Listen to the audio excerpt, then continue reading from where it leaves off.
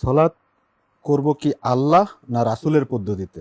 মানে যে বিষয়টা হচ্ছে যে কোরআন অনুযায়ী সলাৎ করলে যে হাদিসের সাথে মিলে না, রসুলের হাদিস নামে যেই সলাৎ সেটার সাথে মিলে না, তাহলে এখন পদ্ধতি হয়ে যাচ্ছে দুটা।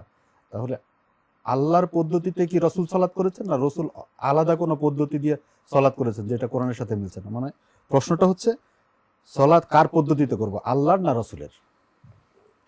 সালামুন আলাইকুম তিবতুম মুবারাকাতুম তিয়বা রব্বি আউযু বিকা মিন হামাসাতিশ শায়াতিন ওয়া আউযু বিকা রব্বি আন ইয়াহদুরুন বিসমিল্লাহির রহমানির রহিম আলহামদুলিল্লাহি ওয়া সালামুন আলা ইবাদিহিল্লাযিনা জি, প্রশ্নটি আমরা বুঝতে পেরেছি। বিষয়টা হচ্ছে যে মুহাম্মদ রাসূলুল্লাহ সাল্লাল্লাহু আলাইহি তিনি অবশ্যই আল কোরআন অনুসরণ করেছেন। এখানে রসুলের পদ্ধতি বলতে কিছু নাই, যে আল্লাহ রসুল মুহাম্মদ রাসূলুল্লাহ সাল্লাল্লাহু আলাইহি তিনি আল্লাহর আয়াত বাদ দিয়ে কোরআনকে উপেক্ষা করে নিজে একটা তরিকা নির্ধারণ করেছেন, এর কোনো প্রশ্নই আসে না, এর কোনো অস্তিত্ব নেই, এর কোনো প্রমাণ নেই।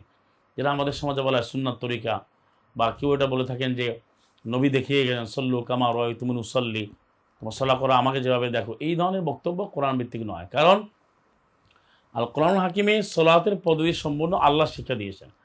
আর মুহাম্মদ রাসূলুল্লাহ সাল্লাল্লাহু আলাইহি তিনি প্রত্যেকটি আমল, শুধু সলাত নয়, আল্লাহর আয়াত অনুযায়ী করেছেন। এর একটা আয়াত বললে আপনারা বুঝতে পারবেন যে সূরাতুন নিসা সূরা নম্বর 4 আয়াত হচ্ছে 105, যে ইন্না আনসালনা ইলাইকাল কিতাবা বিল হাক্কি লিতাহকুমা বাইনান নাস, নিশ্চয়ই আমি তোমাদের প্রতি বিধানপূর্ণ একটি কিতাব অবতীর্ণ করেছি, সত্য বিধান, মানে পূর্ণাঙ্গ বিধান, সত্য বিধান, আল হক।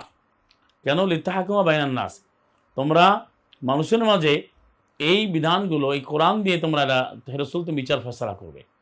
আল্লাহ নবীকে যে কিতাব দিয়েছেন, কোরআন দিয়েছেন কেন? যে কোরআন দিয়ে সব কিছু ফয়সালা করবেন। কীভাবে করবেন? বিমা আরাকাল্লাহ, যেভাবে তিনি আল্লাহ তোমাদেরকে শিক্ষা দিয়েছেন, যেভাবে বিমা আরাকাল্লাহ, এখানে এক বচনেই সালাম আল্লাহ মুহাম্মদ কিছু নির্দিষ্ট করা হচ্ছে, যে যেভাবে তোমাকে আরাকাল্লাহ, তিনি আল্লাহ তোমাকে দেখিয়েছেন, শিক্ষা দিয়েছেন। আর সালাম আল্লাহ ইব্রাহিম যে আবেদন করেছিলেন, রব্বানা, এই যে ওয়া আরিনা মানাসিকানা, সূরা বাকারা যে 128, যে রব্বানা ওয়াজআলনা মুসলিমাইন লাকা ওয়া মিন যুররিয়াতিনা উম্মাতান মুসলিমাতান লাকা ওয়া আরিনা মানাসিকানা, যে আমাদের দুজনকে, মানে ইব্রাহিম ইসমাইল, আমাদের মুসলিম হিসেবে আপনি গ্রহণ করুন, আর আমাদেরকে দেখিয়ে দিন মানাসিক, মানে বিধিবিধানগুলো। মানে এরই উত্তর আল্লাহ বলছেন সূরা হজের সালাম আল্লাহ মুহাম্মদকে, ওয়া লিকুল্লিন জাআলনা মানসাকানা, যেটা সূরা হজের 67 নম্বর আয়াতে, যে আমি যে মানসাকগুলো, বিধিবিধানগুলো নির্ধারণ করে দিয়েছি, হুম নাসিকুহু, তারা ওটাকেই অনুসরণ করবে। ফালা ইউনাজিউন্নাকা ফিল আমরি, হে রাসূল, তারা যেন তোমার সাথে এই বিধিবিধানের ব্যাপারে কোনো তর্ক বিতর্ক না করে। তাহলে আল কোরআনুল হাকিমের আলোকে সলাতের যে বিধিবিধান, এটা সম্পূর্ণ আল্লাহর আইন অনুযায়ী হবে। এনে সাল্লাল্লাহু মুহাম্মদের নিজের কোনো পদ্ধতি নেই, তরিকা হচ্ছে আল্লাহর, পথ হচ্ছে আল্লাহর। এর অনেক আছে, সূরা আনামের 153-তে রয়েছে, ওয়া আন্না হাযা সিরাতী মুস্তাকিমান ফাত্তাবিউহু, যে তোমরা অবশ্যই এটাই আমার পথ, আল্লাহ বলেন আমার এটাই পথ, তোমরা এটাই অনুসরণ করো, ওরা তবে সুবুল, অন্যান্য পথ অনুসরণ করো না। তাহলে সাল্লাল্লাহু মুহাম্মদের নামে তরিকায় মোহাম্মদী বা মোহাম্মদ তরিকা বা রসুলের তরিকা বা সুন্নতের তরিকা, এভাবে কোনো বর্ণনা নাই, কোনো বিশ্লেষণ নাই, কোনো ধরনের প্রমাণ নেই।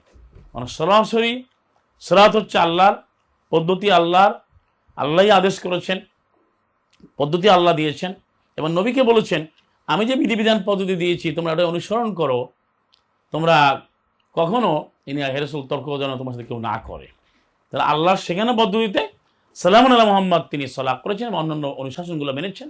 তার নিজের কোনো পদ্ধতি তিনি এখানে যুক্ত করেননি, প্রকাশ করেননি। যেটা বলা হয় আমাদের সমাজে সুন্নাত তরিকা, বিভিন্ন পদ্ধতি, নবীর তরিকা, এই সম্পূর্ণ আল কোরআন বিরোধী, মন করা। মানে কোরআন বলেছেন, নবী অনুসরণ করেছেন আল্লাহর পদ্ধতি, আল্লাহর তরিকা, এবং আল্লাহর যে দিন, জীবন বিধান, কোরআন ভিত্তিক যেটা শিক্ষা ব্যবস্থা যেটা নবীকে দিয়েছেন, এবং সেটাই আমরা অনুসরণ করি, আমরা আদিষ্ট, তাহলে আল্লাহর আয়াত আমাদের অনুসরণ হবে, এবং এটাই হবে সাল্লাল্লাহু মুহাম্মদ অনুসরণ। কোরআন বাদ দিয়া অনুসরণ করলে সেটা কখনো গ্রহণযোগ্য হবে না, এটাই কোরআন প্রমাণ করে দিয়েছে, এই আয়াতগুলোর মধ্যে রয়েছে। এবং আরও যদি আপনার আয়াত পড়েন, সূরা আনামের 155 আপনারা পড়ে দেখেন, আপনার সূরা নাহালের 123 পড়ে দেখেন, আপনার সূরা আরাফ 7-3 পড়ে দেখেন, অর্থাৎ সলাৎ সহ যে কোনো ইবাদতের পদ্ধতি আল্লাহ শিক্ষা দিয়েছেন নবীকে, এবং সেটা মেনেই তিনি উসওয়াতুন হাসানা হয়েছেন।